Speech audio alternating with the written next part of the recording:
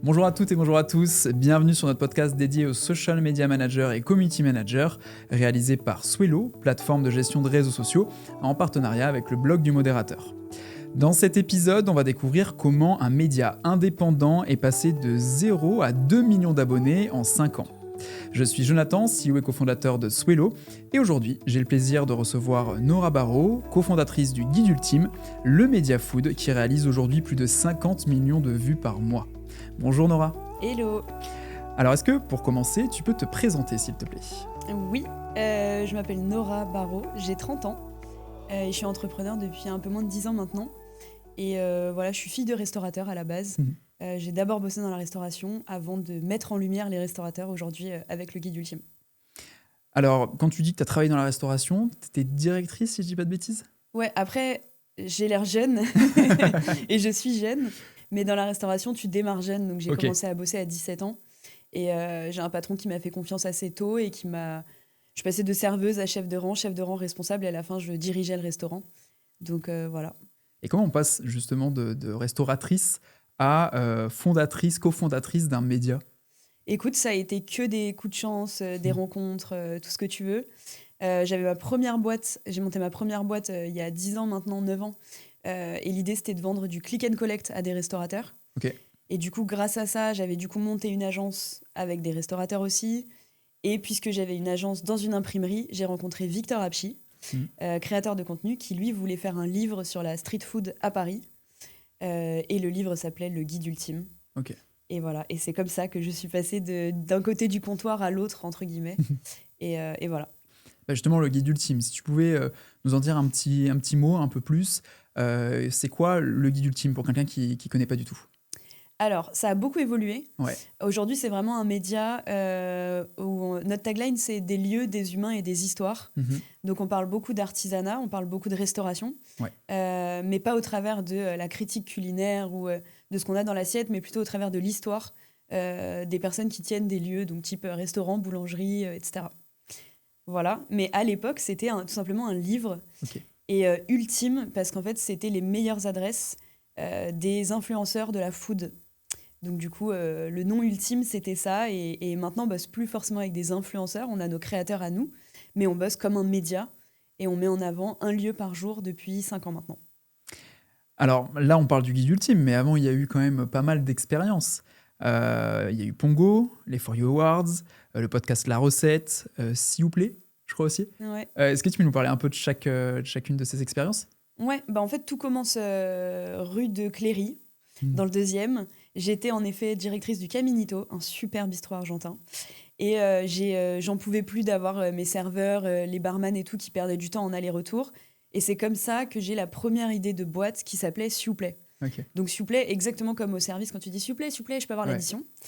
Et en fait, j'étais dans le 2e, donc c'était vraiment là où il y avait tous les incubateurs. C'était un peu la Silicon Sentier, on l'appelait le quartier. Et donc, je monte ma première boîte comme ça, en m'associant à un développeur. Pour financer cette boîte, je monte aussi une agence qui s'appelait Et Merci. Et du coup, je faisais des cartes, des menus, etc. pour des restaurateurs. Et c'est comme ça que j'ai petit à petit abandonné la restauration au profit du métier d'entrepreneur. Et en fait, après le Covid, j'ai une proposition de rachat pour racheter S'il vous plaît. Donc la techno, les clients et tout. Et c'est Pongo, du coup, qui rachète ma première boîte, S'il vous plaît. Donc, je passe associé late founder chez Pongo et je dirigeais le marketing. Donc, Pongo, c'est un outil de fidélité pour les commerçants, les restaurateurs, etc. Et au même moment, je rencontre aussi Victor pour d'abord faire un livre, Le Guide Ultime. Voilà. Et ensuite, il me restait 12 minutes dans mes journées, donc je me suis dit, je vais faire un podcast qui s'appelait La Recette, d'où tu es passé. C'est comme ça qu'on s'est connus. Oui. Merci beaucoup, c'était vraiment un super bel épisode. Mais moi aussi, je m'en souviens comme si c'était hier. Oui, moi aussi. Et en tant qu'entrepreneur, tu m'avais énormément marqué parce que tu avais beaucoup parlé de ton management, de tes équipes et tout. Et voilà, et après, les For You Awards, c'était un autre projet qu'on avait avec Victor et Slick. L'idée, c'était de sublimer le métier de créateur de contenu, juste après le Covid, parce que tu as eu les premiers TikTokers, les premières personnes qui passaient d'une chambre à des millions de vues sur Internet. Voilà, et maintenant je suis focus, j'ai décidé d'arrêter de faire 1000 trucs à la fois et donc je suis uniquement CEO du Guide Ultime. Ce qui est déjà pas mal. C'est pas mal, c'est une belle boîte, ça prend du temps. On va le découvrir d'ailleurs au fil de ce podcast. Juste pour terminer sur la partie restauration, est-ce que aujourd'hui, il y a quelque chose que tu as pu apprendre pendant cette période-là de restauratrice qui t'est utile au quotidien, quelque chose que tu n'aurais pas pu apprendre ailleurs? Tout. Ah Non, ouais. franchement, la restauration, ça t'apprend tout. Déjà, il faut être un bosseur pour bosser en restauration. Donc, tu fais 70 heures, 80 heures par semaine. Ça t'apprend le fait d'être multitâche. Parce qu'en fait, un service, tu dois être pareil avec chacune de tes tables, mais chacune de tes tables te pose des questions différentes, ont des commandes différentes, etc. Et donc, tu apprends vraiment à jongler de cette manière. Tu sers tout le monde, des personnes les plus populaires de la société jusqu'à des ministres ou quoi que ce soit. Et tout le monde est sur un même pied, tout le monde est sur un même pied d'égalité dans ces moments-là. Donc moi, ça m'a tout appris. Ça m'a appris à être moins timide, parce qu'il vaut mieux être charismatique quand tu dois tenir une salle et tout. Ça m'a appris la rigueur, ça m'a appris en fait tout. Je ne serais pas la personne que je suis aujourd'hui sans la restauration. Incroyable comme parcours. Je te propose maintenant d'avancer et de découvrir comment vous avez réussi à construire ce média qui est passé de 0 abonné à 2 millions d'abonnés. Euh, c'est quoi le moment charnière entre vous vous lancez, donc vous faites le guide, hein, le livre, et après vous vous lancez sur les réseaux sociaux. C'est quoi le moment où vraiment ça bascule, où tu vois que ça prend de l'ampleur et que c'est vraiment fou ce qui est en train de se passer, quoi? Je pense que c'est très tôt. Parce qu'en fait, on lance le compte Instagram, le guide ultime, on le lance quasiment le même jour où Instagram lance la fonctionnalité réelle, Ok. ou Reels, Ouais. en France. Et donc, du coup, on était parmi les premiers à faire du contenu vidéo. Donc, le fameux scroll infini qu'a inventé TikTok, il venait de débarquer sur Insta. Et en fait, en 3 mois, on passe de 0 à 100 000 abonnés. Ok. Et 100 000 abonnés, c'est énorme. Bien sûr. Donc très très vite avec Victor, on était en fait tous les jours, je me souviens, et j'ai encore toute notre discussion WhatsApp des débuts du guide ultime. Et en fait tous les jours, on n'en revenait pas. Tous les jours, on se disait mais c'est exceptionnel, mais c'est incroyable parce qu'on n'avait pas prévu de faire une boîte, on se connaissait pas avant, on n'avait pas prévu de s'associer, tu vois, on n'avait même pas de structure en fait. C'était juste la suite logique du livre. Victor, il fait des super vidéos, il a toujours été créateur de contenu, etc. Moi, j'ai toujours été, j'étais entrepreneur de la restauration, donc facile de parler de restauration, etc. Et en fait, c'est dès le début, on a vu la croissance. Et après, la deuxième étape, ça a plus été qui veut être mon associé. Ouais. Je pense que tu en parleras, mais Oui. c'est là où on est passé d'influenceur à média et reconnu comme une société avec Ok. des équipes, un chiffre d'affaires, de la marge, etc. Ok. Parce que avant ça, tu peux dire que c'était un side project? Moi, c'était complètement un side project. Et Victor est un peu pareil, parce qu'en fait, Victor, il a toujours lancé des projets comme ça à la volée, mais on n'avait pas du tout prévu que ça devienne ce que c'est aujourd'hui. Donc moi, c'est en 2024, en fait, que je décide d'arrêter tout le reste Ok. et de me concentrer à 100% sur le guide ultime. Mais pendant quasiment 4 ans, ça a été... j'avais des doubles journées, en fait. Ouais. Et j'utilisais toutes mes ressources. En fait, c'était les équipes des autres boîtes. Tu vois, genre, en fait, on était en bout de ficelle sur bout de ficelle. Jusqu'au jour où on s'est dit, en fait, on fait all-in Ouais. sur ce média.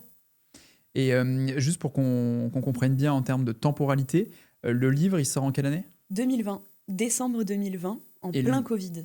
Ouf, oui. Ouais, Et d'ailleurs, il a fonctionné. Enfin, si tu as du recul, si ouais, tu peux nous en parler. il s'est vendu à 2000 exemplaires. Ouais. En Indé, c'est énorme, Ouais. parce que du coup, moi, mes bureaux sont dans Ok. une imprimerie, Ok. donc plus facile pour faire un livre. Et j'ai toujours les mêmes bureaux depuis quasiment 10 ans maintenant. Il a super bien marché, et en fait, c'était pour vendre les derniers exemplaires qu'on se dit, on va faire un compte Instagram. Et c'est Ok. ça, en fait, le début du guide ultime, c'était vraiment ça. Donc vous créez le compte Insta juste un peu après, au Ouais, final. en fait, le compte Insta a été créé, je crois, le 3 janvier 2021. J'avais Ok. rechecké un truc comme ça, mais je crois que c'est ça. Ok. Justement, tu parlais, on va bien sûr parler de qui veut être mon associé, mais tu parlais de ce switch entre side project et entreprise. Qui dit entreprise dit aussi modèle économique. Est-ce que tu peux nous parler un petit peu de ce modèle-là? Moi, j'avais vu, mais tu me corriges si c'est faux, gratuit pour les plus petits, financé par les plus grands. Ouais. Est-ce que tu peux nous en parler? Alors, du coup, ça, c'est un truc aussi qui a beaucoup participé à la construction du guide ultime. En fait, étant de la restauration à la base, Ouais. j'ai beaucoup de respect pour ce métier. Et du coup, je voulais pas prendre d'argent aux restaurateurs. Alors que c'est le modèle qui, intuitivement, tu te dis, bon, on va vendre des vidéos à des restaurateurs, comme un influenceur le fait, etc. Mm. Et en fait, nous, on avait vraiment ce truc de les tout petits, en fait, on peut changer leur vie avec une vidéo, mais c'est pas pour autant qu'ils devraient la payer. Et étant donné que moi, j'avais d'autres activités et Victor vivait de l'influence, en fait, on n'avait pas l'obligation d'être rentable dès le premier jour, on n'avait pas levé de fonds, tu vois, genre, en fait, c'était que du plus le chiffre d'affaires qu'on faisait. Et donc, du coup, on s'est dit, bah, on va plutôt prendre de l'argent aux marques, parce que les marques, elles sont intéressées par la communauté qu'on a. Ouais. Et donc, les premières collabs qu'on a faites, je me souviens, c'était pour une appli de livraison de courses qui était lancée, enfin, c'était une appli chinoise qui venait de pénétrer le marché français. Mais du coup, eux, c'était OK de leur demander un budget. Mais par contre, les restaurants, c'était gratuit. Limite, on demandait à payer les additions. Tu vois, c'était vraiment, il y avait un gros respect sur le métier de restaurateur. Ouais. Et en fait, c'est un truc qu'on a gardé. Donc aujourd'hui, les restaurants ne payent pas. Quand je dis restaurant, c'est vraiment les petits, donc en dessous de 4 points de vente. Okay. On ne demandera jamais un chèque. Au-dessus, on considère que c'est un groupe de restaurants ou une chaîne. Okay. Et après, on essaye, vis-à-vis de la communauté, de pas trop prendre de l'argent au restaurant, parce que c'est ce qui nous rend légitimes, de parler des petites adresses, etc. Donc ceux qui nous financent à l'année, c'est Uber Eats, qui est un gros financeur chez nous, Square, qui est un logiciel de caisse pour les restaurants. On bosse avec Adidas, voilà, c'est plus ces marques-là. Et par contre, les petits restaurants, bah, c'est notre fonds de commerce. Donc, en fait, on ne leur demandera pas 1 euro, quoi. Et comment on maintient cette ligne édito, justement, avec des marques que tu as pu citer vous avez aussi travaillé avec Bonduel, par exemple, Heineken ou autre. Comment tu gardes une cohérence dans la ligne édito et comment c'est pris par aussi votre audience? Ah, c'est dur. C'est dur. Après, j'adorerais ne pas avoir à payer des équipes et payer des salaires. Mais c'est très mal pris. Ok, ah ouais, carrément. Ouais. La plupart des marques d'ailleurs. Enfin, les pires, c'est quand on a fait McDo et Burger King. Okay. Là, on était des traîtres. C'était horrible pour la communauté qu'on s'associe à ce type de marque. Après, si quelqu'un nous écoute et a une idée de business model où en gros je peux payer les équipes, continuer à financer du contenu gratuit. Donc on sort 360 vidéos gratuites par an. Si quelqu'un a une idée, je l'écoute et j'arrête de prendre de l'argent aux annonceurs. Ouais. Mais en réalité, un média aujourd'hui, c'est un des métiers les plus durs. Il faut trouver des sources de revenus parce que sinon, bah, tu meurs très vite en fait. Donc voilà, mea culpa à toute la commu. Moi, j'ai aucun problème avec ça. Enfin, en gros, tu prends l'argent là où il est. Les annonceurs ont des gros budgets et au final, c'est la loi de l'attention. En fait, c'est pour ça que les réseaux sociaux sont gratuits. Ou alors, on rend les réseaux sociaux payants et du coup, plus personne n'a besoin de travailler avec des marques. Ouais. Mais c'est pas le cas aujourd'hui. Est-ce que tu aurais une belle histoire à nous raconter, un restaurateur? Parce que tu disais ça peut avoir un impact assez énorme sur les restaurants de travailler avec vous, de passer sur le média. Est-ce que tu as une ou deux belles histoires, une anecdote peut-être à nous raconter par rapport à ça? Alors franchement, on en a plein. Et c'est ça qui fait plaisir, c'est que tu as un retour sur ton travail qui est quasi immédiat. Parce qu'en fait, les plus belles histoires, le lendemain, il y a la queue. Ouais. Et tu changes la vie de certains restaurateurs. Mais là, dans les plus récents, je pense que c'est Pizza Sorel, donc c'est Manija, qui est une maman, c'était une ancienne diplomate qui a ouvert un concept de pizza à la part. Et en fait, Laura la rencontre, donc Laura c'est une de nos créatrices de contenu. Et en fait, Manija, elle était au bout du gouffre, elle était au bout du rules. Okay. En fait, elle était à 2 doigts de faire faillite, elle pouvait plus payer ses factures, etc. Et en fait, Laura, intuitivement, elle s'est dit, je vais faire une interview de cette manière. Okay. Et ensuite, je vais raconter pourquoi c'est délicieux, pourquoi il faudrait y aller, etc. Et la vidéo, je crois qu'elle a fait plus de 3 millions de vues, 100 000 likes, enfin un énorme soutien de la part de la communauté. Et en fait, bah, là, j'aimerais bien avoir de ses nouvelles en ce moment, mais elle n'en donne plus parce qu'elle est occupée à faire des pizzas tous les jours, parce qu'en fait, on a juste redressé son business et on ne peut pas le faire avec tout le monde. Voilà, nous, on dit souvent, on ne sauve pas des vies, mais par contre, ce genre de petites histoires, c'est ce qui fait qu'on se lève le matin, quoi. Ouais, c'est incroyable. Mais la question que j'ai et qui m'arrive, c'est est-ce que c'est sur un one-shot, c'est sur un moment que ça a un impact ou est-ce que c'est sur du long terme? Est-ce que vous avez assez de recul sur ça? Ouais, maintenant, on commence à en avoir. Et en fait, ce qu'on dit souvent, c'est que nous, notre métier, c'est de faire venir. Et le métier des restaurateurs, c'est de faire revenir. Ouais. Et donc, il y en a certains qui ont eu des gros pics, mais qui ont malheureusement pas tenu derrière. Ouais. Parce qu'il faut un bon service, parce qu'il ne faut pas que tu changes ton produit. Il faut que ce que je vois dans la vidéo, j'ai la même assiette, tu vois. Bien sûr. Donc, moi, c'est le conseil qu'on donne aux restaurateurs. Faites ensuite revenir les gens. Et voilà. Alors, on arrive là sur qui veut être mon associé. C'est en 2024, je crois. Ouais. C'est ça que vous passez dans l'émission. Alors, on va moins parler de réseaux sociaux là sur ce coup-là, mais c'est très intéressant. Est-ce que tu peux nous parler un petit peu des coulisses de l'aventure? Dans quel cadre vous avez postulé? Ou est-ce que c'est peut-être des personnes qui sont venues vous voir pour passer le casting? Enfin voilà, est-ce que tu peux nous raconter un petit peu cette aventure, s'il te plaît?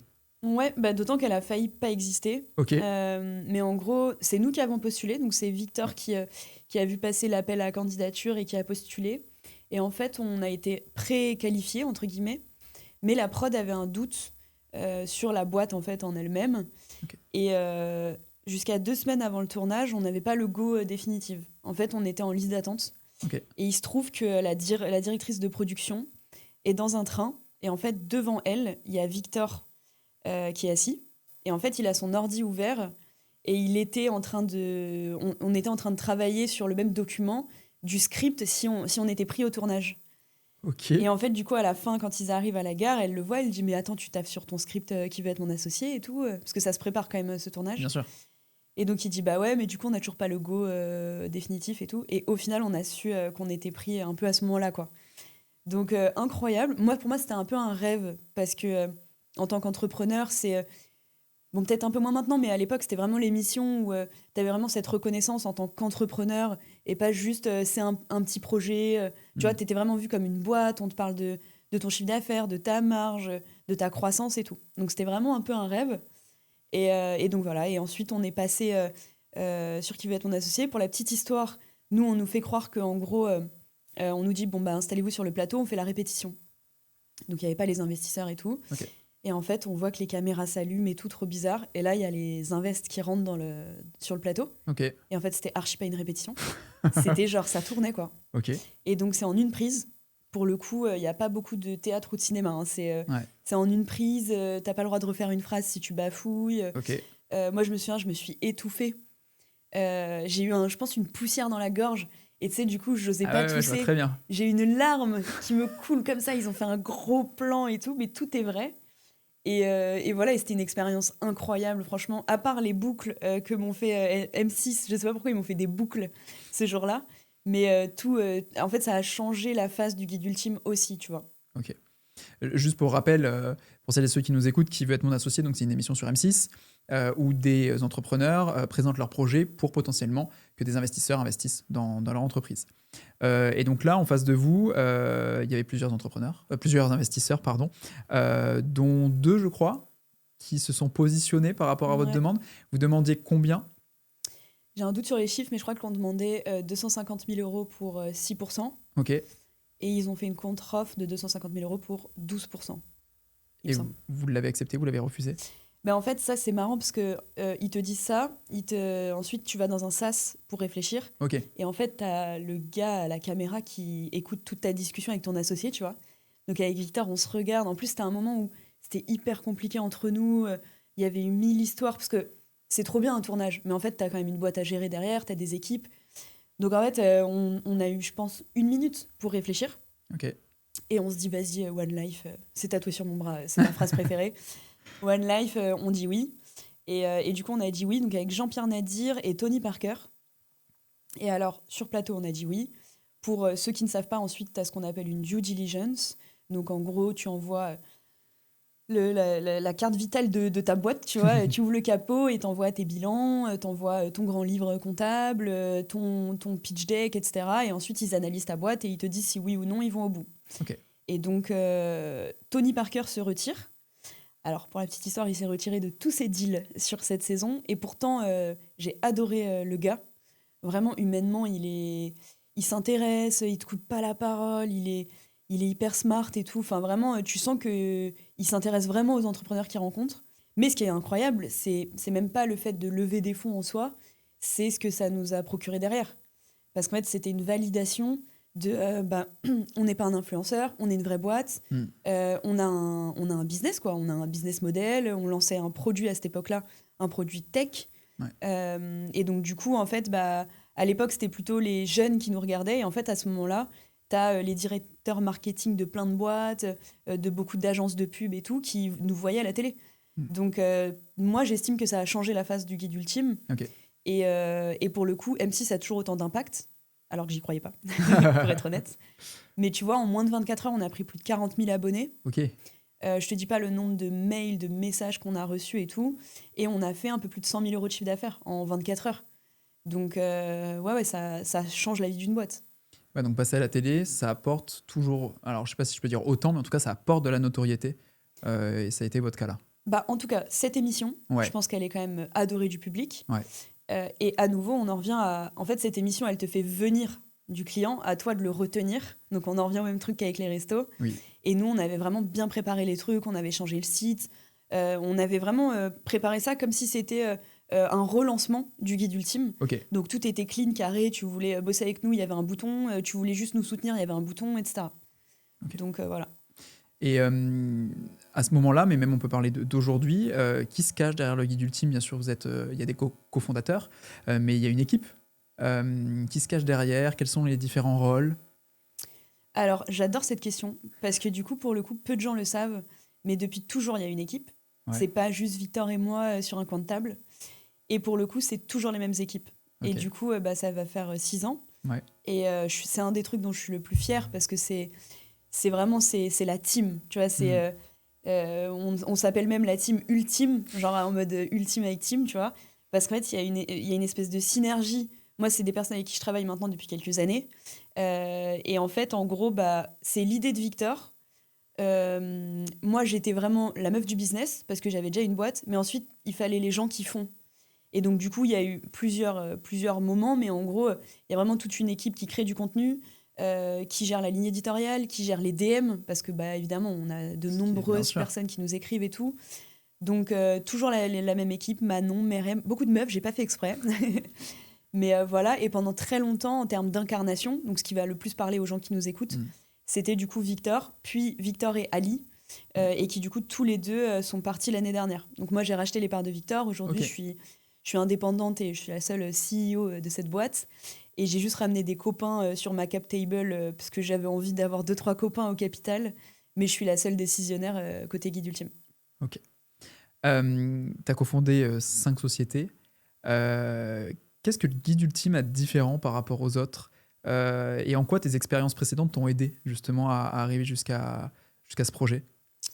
Alors, je pense qu'il y a un peu ce truc-là de timing. Donc, comme je disais, la fonctionnalité réelle, c'est un truc qui se reproduira pas, mais il fallait prendre la vague. Je pense qu'il y a du talent. Victor, il a beaucoup, beaucoup de talent sur les réseaux. Il avait déjà une communauté, il avait déjà fait un film sur YouTube. Il a vraiment ce truc où il sait raconter une histoire sur Internet. Et ça, il n'y a pas beaucoup de gens qui ont cette compétence. Et après, il y a une équipe. Et tu vois, c'est un peu le mélange de tout ça. Souviens-toi, mon podcast s'appelait La Recette, exactement pour ça. C'est qu'en gros, même si tu as les mêmes ingrédients, tu n'auras pas le même résultat. Parce qu'en fait, c'était un mélange de tout ça, un alignement de planètes qui a fait que ça a mieux marché que toutes les autres boîtes. Ouais. Mais par contre, sans les autres boîtes, j'aurais pas eu... je savais même pas faire un devis. J'aurais pas eu mes bureaux dans une imprimerie, plus facile pour faire un livre. Si j'avais pas bossé dans la restauration, c'est pareil. J'aurais pas eu juste des potes restaurateurs, plus simple aussi pour faire un média dans la restauration, etc. Et donc, du coup, c'est un peu comme si toutes les boîtes précédentes, c'était le brouillon de quelque chose de beaucoup plus grand qui m'attendait et voilà, qui aujourd'hui est mon activité principale, quoi. Est-ce que tu aurais un ou des conseils à donner à des personnes qui veulent se lancer? Donc là, je parle d'entrepreneuriat. Après, on parlera vraiment réseaux sociaux, mais qui hésitent à se lancer. Toi qui as déjà cette expérience-là. Conseil bidon, mais lance-toi. Ouais, mais il faut. Ne réfléchis pas, lance-toi. Et pour le coup, moi, c'est plus en termes de... déjà, je pense pas que tout le monde puisse être entrepreneur, malgré ce qu'on en pense. Je pense qu'il y a vraiment... en fait, il faut être un peu allumé de la tête pour être entrepreneur. Et très souvent, je me rends aussi compte, parce que j'ai quasiment que des potes entrepreneurs, qu'on a tous un problème à régler avec nous-mêmes. Un problème avec nos parents, un problème de reconnaissance, un problème de goût du risque. Et en fait, si tu es quelqu'un de plus ou moins normal, ne va pas dans l'entrepreneuriat. Ça, c'est mon premier truc. Et la deuxième chose, c'est l'entourage. Même si sur le papier, tu veux t'associer avec ton meilleur pote, avec quelqu'un que tu aimes bien, avec qui tu as déjà bossé et tout, en réalité, ça prend énormément de temps à construire une relation d'associé. Oui. Et tout passe par la confiance. Et le pire, finalement, c'est quand tu as une boîte qui marche. Moi, j'ai eu beaucoup de problèmes avec mes associés, etc. C'est aussi pour ça qu'aujourd'hui, je suis très contente d'être seule, finalement, en actionnaire, tu vois.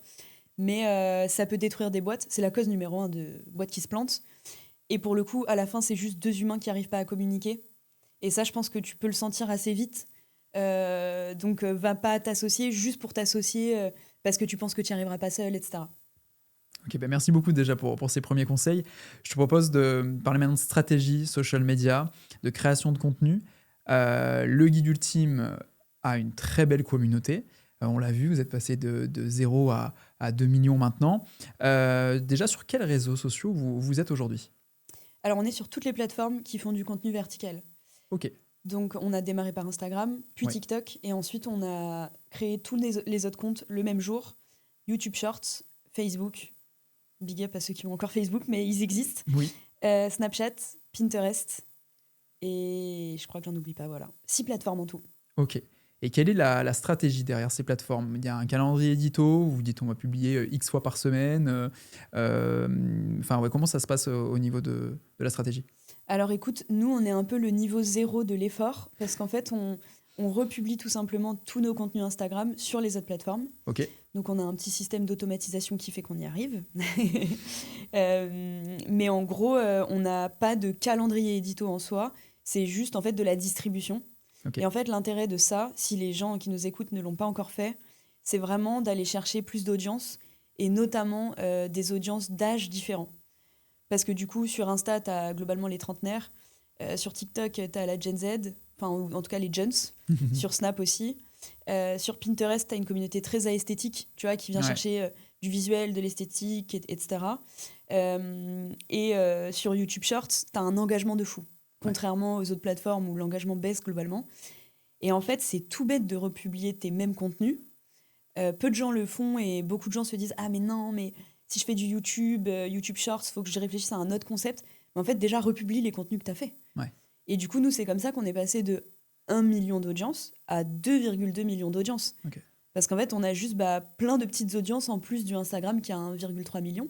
On a plein de petites audiences et en plus des audiences dans des âges différents, enfin sociodémographiquement différents, tu vois. Donc le recyclage finalement. Recyclage 100%. Et est-ce qu'il y a une volonté d'aller plus loin sur cette adaptation pour chaque canal? Comme on est qu'au niveau 0, je pense qu'on va déjà essayer d'être au niveau 1. Ouais. Donc, on va essayer de faire un peu plus de contenu dédié TikTok. Ok. Parce qu'on se rend compte que les algorithmes TikTok, notamment, ont beaucoup changé. Et ce truc d'authenticité, nous, c'est un truc... En fait, on a tellement masterisé la création de contenu qu'on fait plus trop des trucs un peu à l'arrache et tout. Alors qu'au final, sur TikTok, des contenus qui marchent bien, c'est aussi des trucs pris sur le vif. Il n'y a pas de sous-titres, il n'y a pas de logo en haut à droite, machin.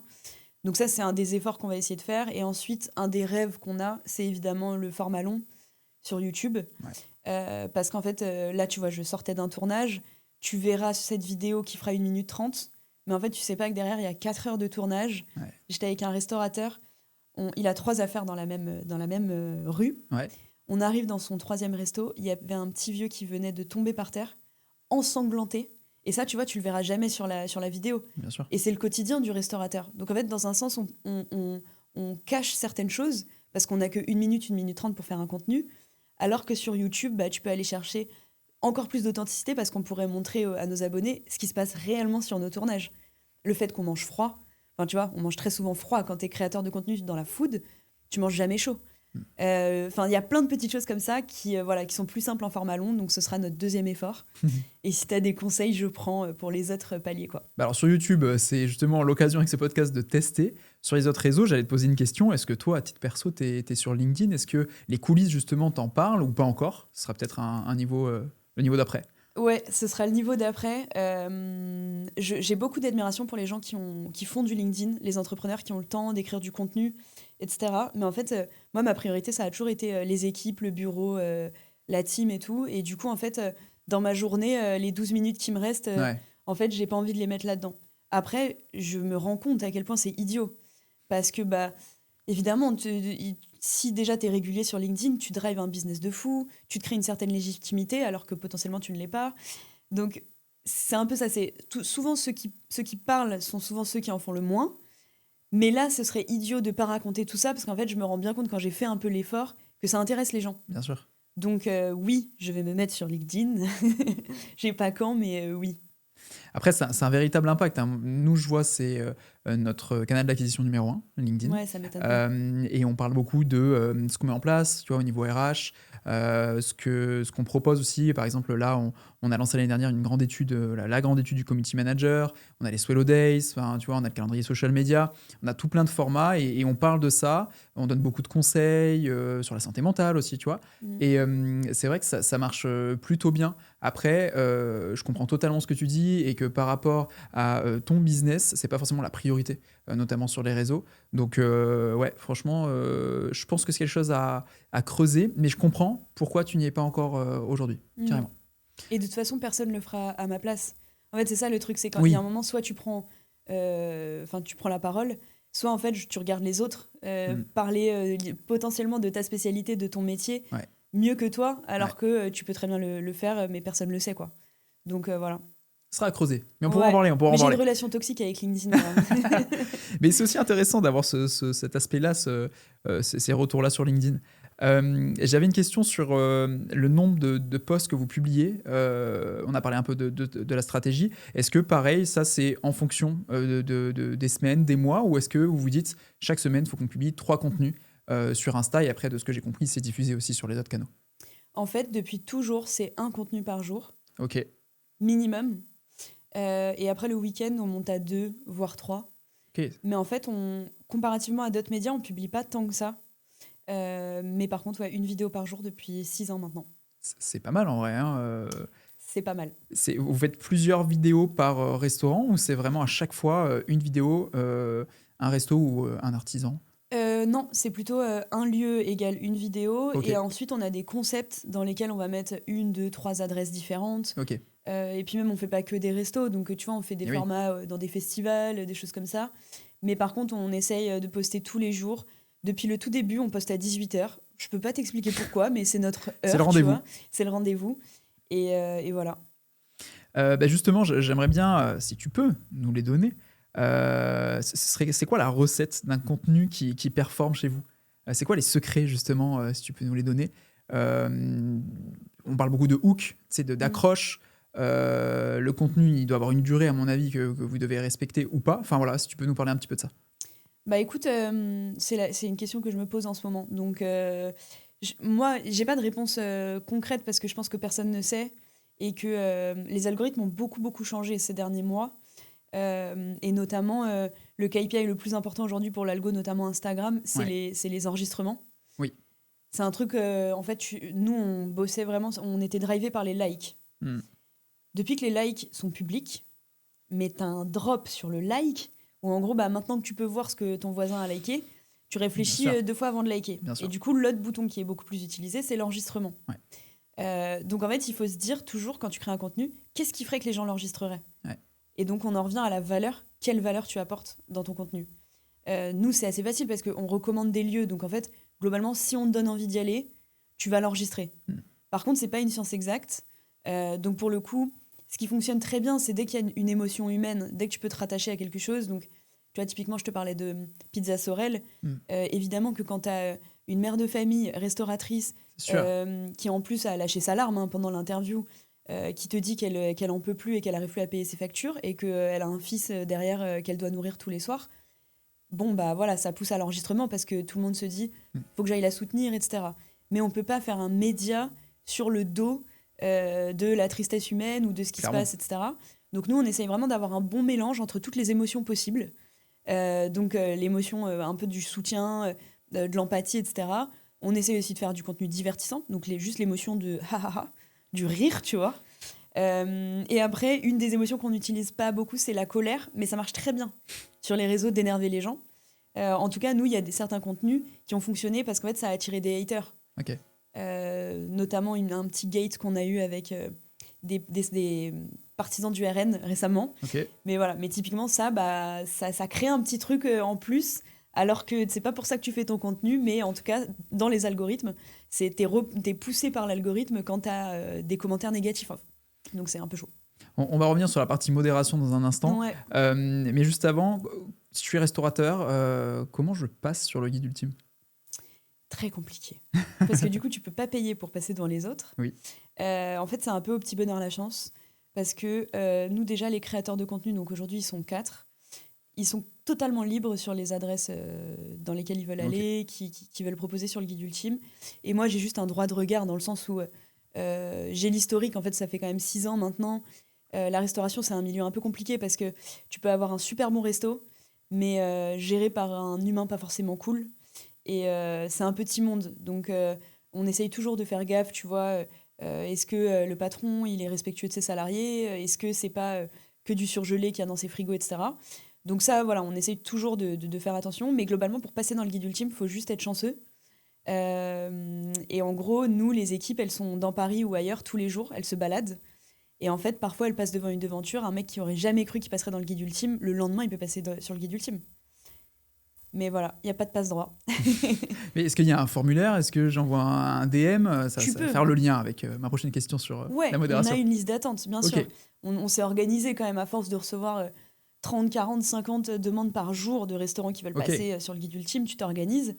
Mais par contre, c'est pas parce que tu t'inscris sur la liste d'attente que tu as une garantie de passer un jour. Ok. Et on est assez transparent avec les restaurateurs. On leur dit vraiment merci de vous être inscrits, mais ça veut rien dire, quoi. Ok. Et il y a une sorte de réunion édito où c'est vraiment, Ouais. comme tu le dis, chaque jour ils se baladent et puis ils trouvent des restos qui leur font plaisir. Alors, il y a beaucoup de coups de cœur. Ok. Et en général, ils se font confiance. En fait, ils y vont, ils goûtent. Si c'est bon, ils tournent dans la foulée, sans que j'ai mon mot à dire. Mais par contre, ouais, maintenant, on a une réunion édito toutes les semaines et chacun peut mettre des idées de sujets. Donc, tout le monde, toute la team est libre, pas uniquement les créateurs de contenu, en sachant qu'on est une petite dizaine au guide ultime. Ok. Et après, j'ai un chef édito maintenant, Mhm. un ponte de la gastronomie qui s'appelle Ezekiel Zera et qui, du coup, nourrit énormément la team création de contenu. Avec des belles histoires, des belles adresses, etc. Et donc, chaque semaine, il leur donne des idées de sujets, en fait, exactement comme une rédac d'un média classique. Et dans la production de contenu, je suis créateur de contenu pour le guide ultime. Je vais donc dans un resto, coup de cœur, je tourne. Comment ça se passe? C'est quoi les étapes d'après jusqu'à la publication? Alors, t'y vas, tu tournes, en 2-3 heures, t'as fini, t'as tous tes rushs. Ouais. Et ensuite, en fait, on écrit nos vidéos avant de les monter, etc. Donc, il écrit sa vidéo, il ou elle écrit sa vidéo, on le valide ensemble, et ensuite, on passe au montage. Et donc, en moyenne, sur Ok. une vidéo de 1 minute, tu as une journée de travail Ok. d'un de nos créateurs de contenu. Et on a aussi des monteurs et des monteuses Ce que j'allais te demander. Ok. ouais, en externe, notamment sur les moments de gros rush, on travaille avec elles et eux. Dans pas longtemps, je teste aussi une orga avec une réalisatrice qui accompagne les créateurs sur les tournages. Parce qu'on a longtemps été le média de la voix off. Ah Donc oui, c'était ok. beaucoup de voix off. Et en fait, on a un peu envie de dire fuck la voix off, quoi. Parce qu'en fait, avec la voix off, tu peux un peu mentir. Et en fait, un jour, on était en train d'écrire une vidéo tous ensemble. Et tu sais, on réfléchissait au hook, comment on raconte l'histoire de tel gars et tout. Et en fait, on s'est tous regardés dans les yeux et on s'est dit, vous vous rendez compte que là, en fait, on réfléchit à comment on raconte l'histoire de quelqu'un, authentique, tu vois, en fonction de ce que nous dicte l'algorithme. Ouais. Genre, je sais pas, il était restaurateur, il a tout plaqué. Ah non, vas-y, on le dit pas comme ça. Il a tout plaqué. Et en fait, tu te dis, mais waouh, mais en fait, c'est pas ce que veulent les gens qui nous regardent. Ils veulent pas qu'on mente ou qu'on surjoue.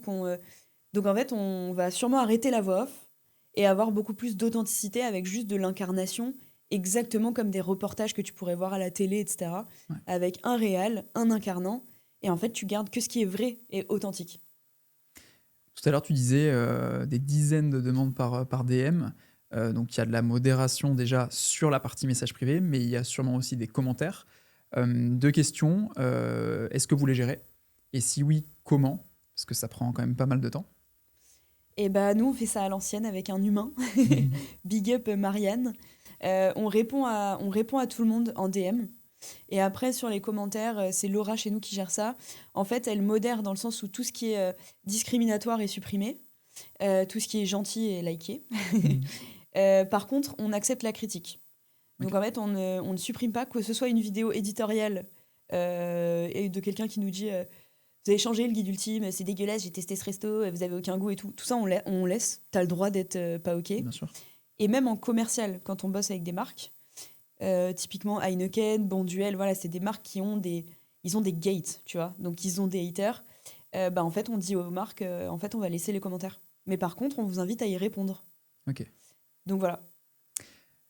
Hyper intéressant. Est-ce que vous avez déjà vécu une sorte de bad buzz, une vidéo qui a pas fonctionné, en tout cas pas comme vous l'espériez, et où est-ce qu'il y a eu aussi des problèmes de cyberharcèlement, parce qu'à chaque fois, il y a des humains sur chaque vidéo, et ça peut arriver. Et voilà, est-ce que vous en avez eu? Et si oui, comment vous avez géré ça? Ouais, bah, très récemment, du coup.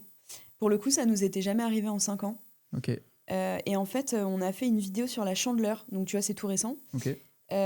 où en effet, je pense on a été méprisant sur une catégorie de personnes qui sont du coup les électeurs du RN. En fait, la vidéo, c'était tous les trucs que tu peux sauter à la Chandeleur, dans le sens sauter des crêpes. Ouais. Et en fait, on démarre la vidéo devant le siège du RN en disant, bon, en 2026, il faudrait faire sauter les racistes. Et en fait, cette vidéo, elle a été déjà très mal prise, mais surtout détournée.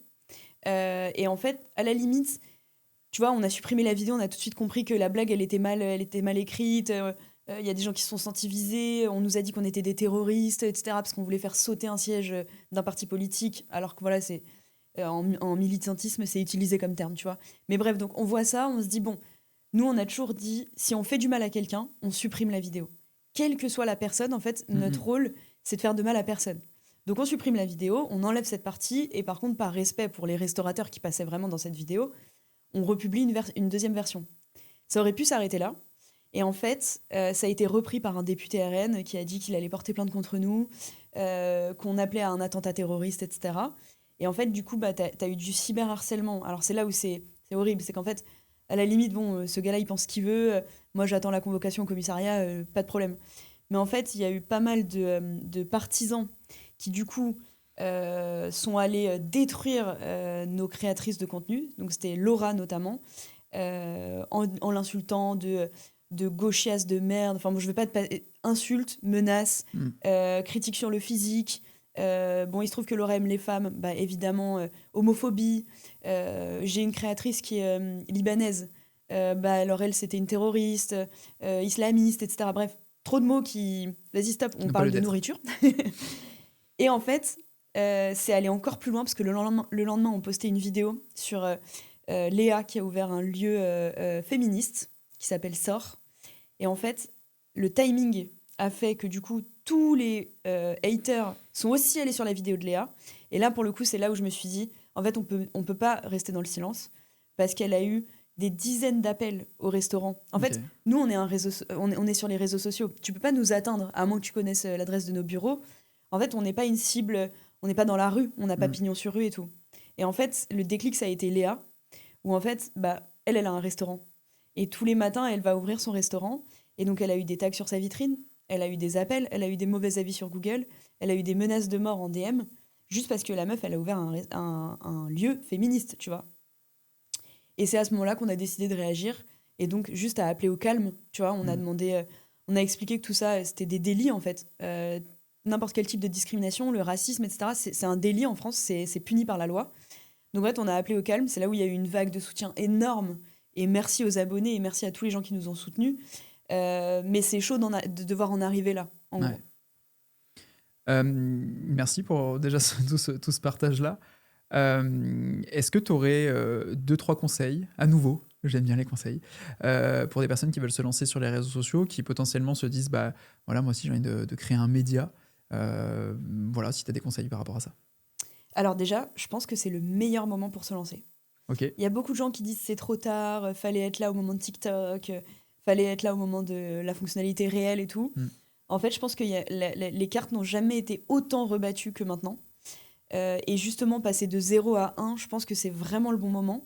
Avec un micro-détail, c'est que maintenant, c'est que de l'authenticité. Ouais. Que un humain, tu vois, que de l'incarnation et tout.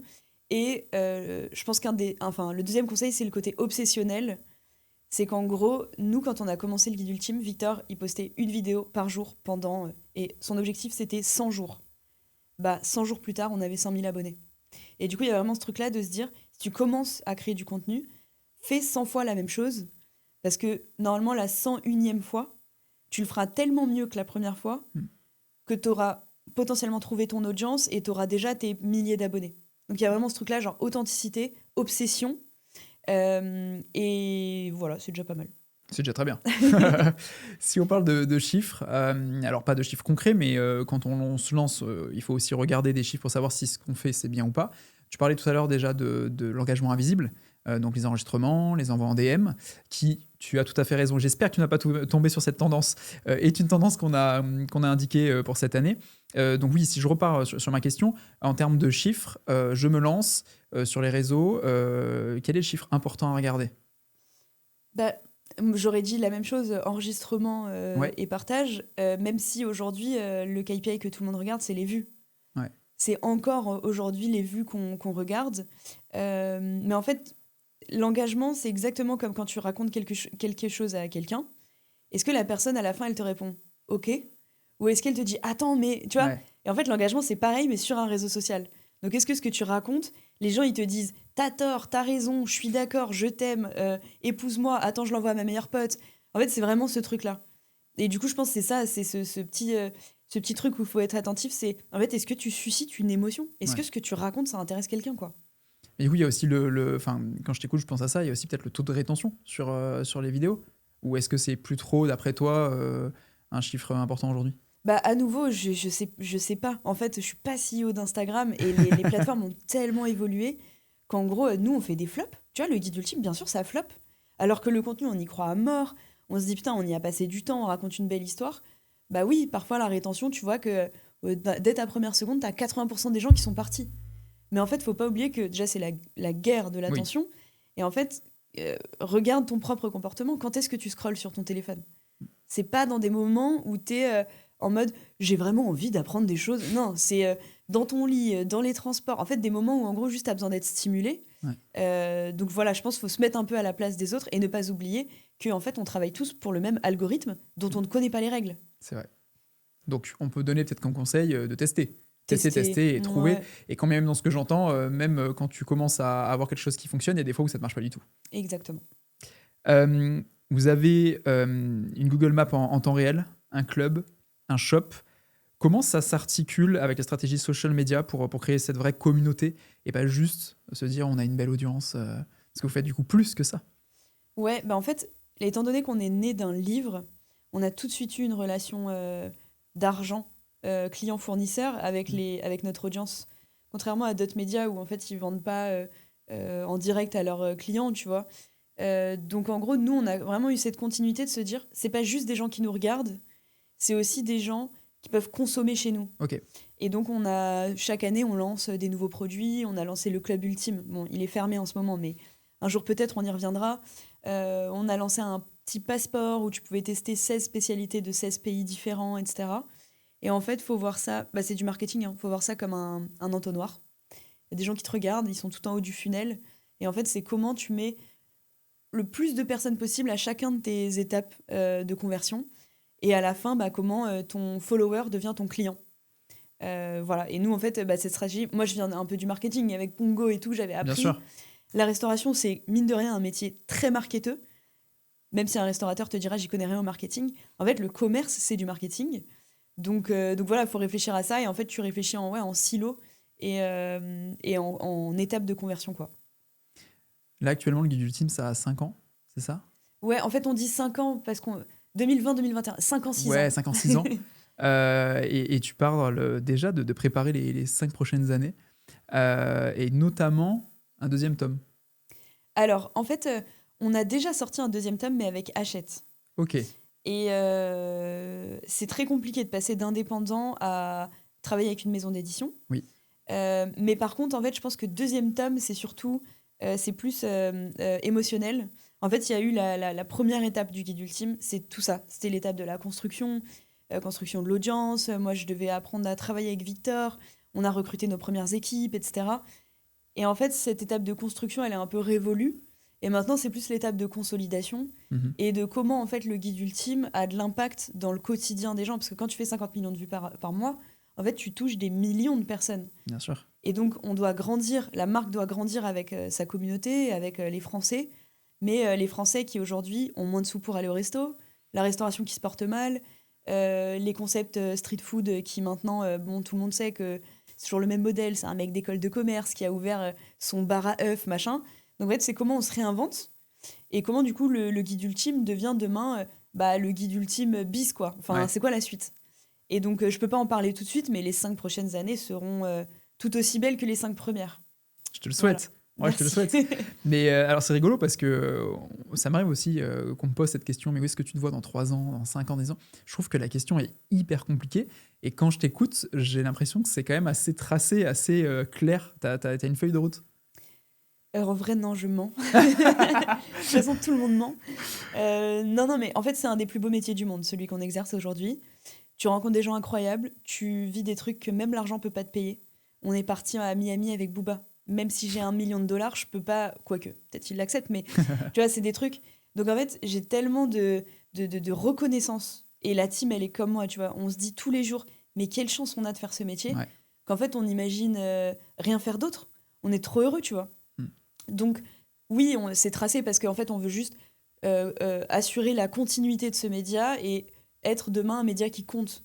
À l'instar de, tu vois, The Impact Story, un peu les nouveaux médias, Charlotte Vautier, bête de journaliste. Oui. En fait, comment nous, du coup, on se fait notre petite place dans un monde qui va être de plus en plus dur, de plus en plus polarisé, etc., tout en étant un média apolitique. Enfin bref, tout ça, c'est un peu les enjeux de demain. Donc, c'est tracé. En fait, ce qui est tracé, c'est que j'ai envie de faire ça toute ma vie, entre guillemets. Mais non, on sait pas du tout où on va. Je sais même pas quelle vidéo on passe ce soir. Mais sûrement une vidéo d'un très bon restaurant. Sûrement. Juste avant de passer aux petites séquences avec notamment le bol des 8 tendances et après le grand 8, j'ai une question, c'est pareil, c'est une question qu'on me pose souvent et je me suis dit que ça pourrait être intéressant de te la poser. Nos business reposent sur les réseaux sociaux. Est-ce que ça te fait peur? Qu'est-ce que tu en penses? Est-ce que c'est aussi pour ça qu'il y a d'autres formats qui ne sont pas liés aux réseaux sociaux qui sortent ou qui vont potentiellement sortir? Ouais. Alors, moi, j'ai très peur d'avoir un business qui repose à 100% sur un truc qu'un gars peut éteindre en appuyant sur un bouton. C'est très, très chaud. Et donc, du coup, on vient du monde de la restauration. Donc, t'inquiète pas, on a un peu assuré nos arrières. Et en fait, tu vois, typiquement, on est en train d'acheter un local dans Paris pour en faire un lieu de vie. Et ça, c'est aussi une manière de se dire, en fait, demain, on éteint Instagram, qu'est-ce qui reste?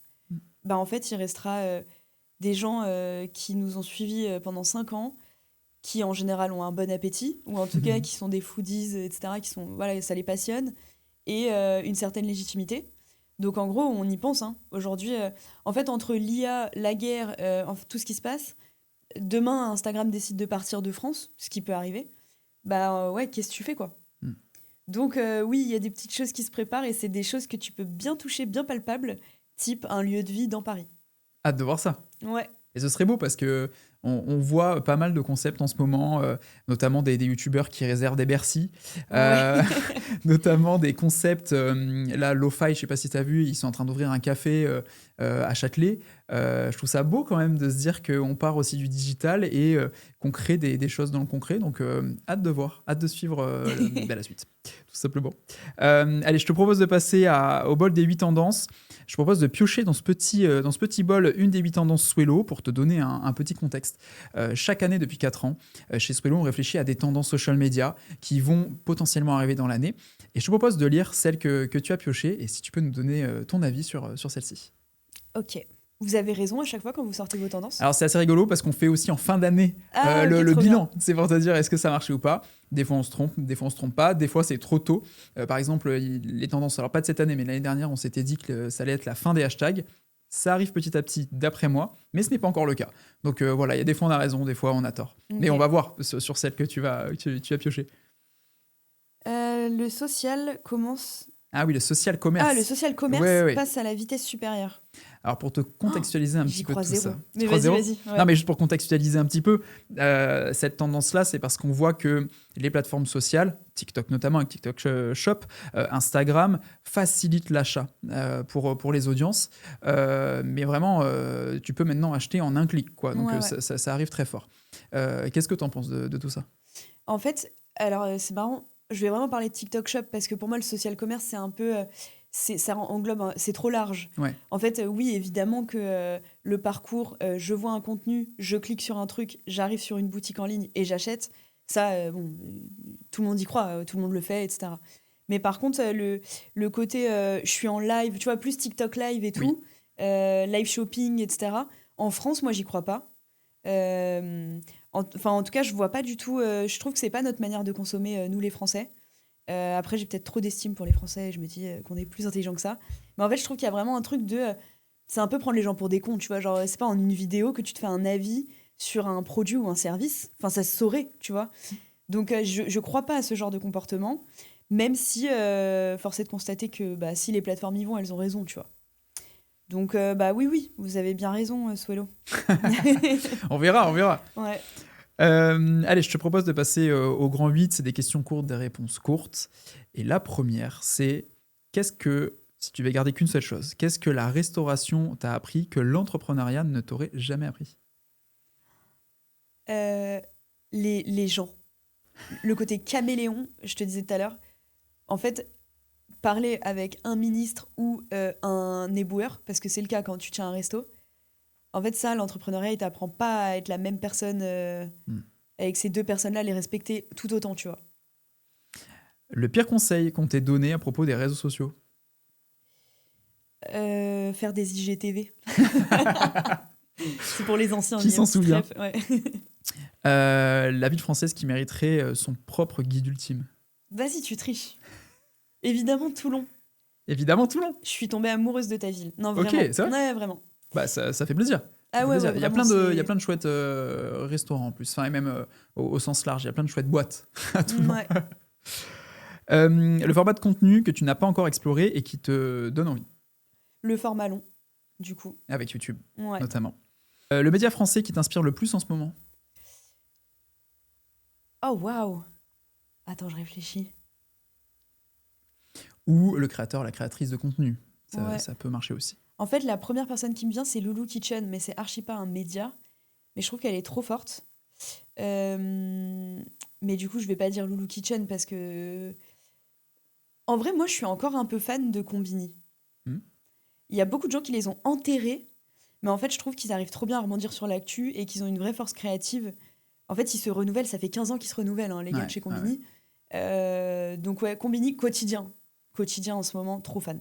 Combini qui a quand même créé des tendances. Clairement. Ils sont assez forts et on a eu la chance d'ailleurs au Swello Days numéro 1, donc les Swello Days, c'est l'événement dédié aux social media qu'on organise chaque année, d'accueillir Combini, et ils nous avaient expliqué, c'était en 2022, toute leur méthode de création de vidéos. C'était hyper intéressant. Une collab de marque dont tu es particulièrement fier? En vrai, Bonduelle. Ouais. Tu sais, Bonduelle, c'est vraiment le truc, on l'a tous dans notre placard, la boîte de conserve de maïs, tu vois. Ouais. Et en fait, même si c'est un énorme industriel et que tu vois, il y a peut-être des gens qui vont crier au scandale, vous vous associez à des gens qui ont des champs de maïs en Russie parce qu'il y a un débat là-dessus et tout. En fait, j'ai travaillé avec des gens chez Bonduelle, mais exceptionnels, qui sont passionnés par leur métier, alors que leur métier, c'est de vendre des boîtes de conserve, tu vois. Donc, je suis très fière de Bonduelle. Et je suis très fière d'avoir fait... On a fait une énorme collab, un festival 100% gratuit à destination des Parisiens l'année dernière. On a nourri 3500 personnes, des familles, des jeunes, des vieux, des touristes. C'était entrée gratuite pendant 2 jours, tu vois. Et en fait, à la fin, tu te dis, on a réussi à faire ça grâce à des boîtes de conserve de maïs, quoi. Donc, ouais, très fière d'eux. Pour ou contre les fondateurs qui prennent la parole sur les réseaux sociaux au nom de leur marque? Sur les réseaux sociaux. Oh, waouh. Tu peux pas être pour ou contre. En fait, je suis pour parce que force est de constater que ça marche. Mais je suis contre parce que pour avoir rencontré beaucoup de mes idoles, il y a une diff entre ce que t'es sur les réseaux et ce que t'es dans la vraie vie. Et c'est très problématique. Donc, je n'ai pas de réponse, monsieur le juge.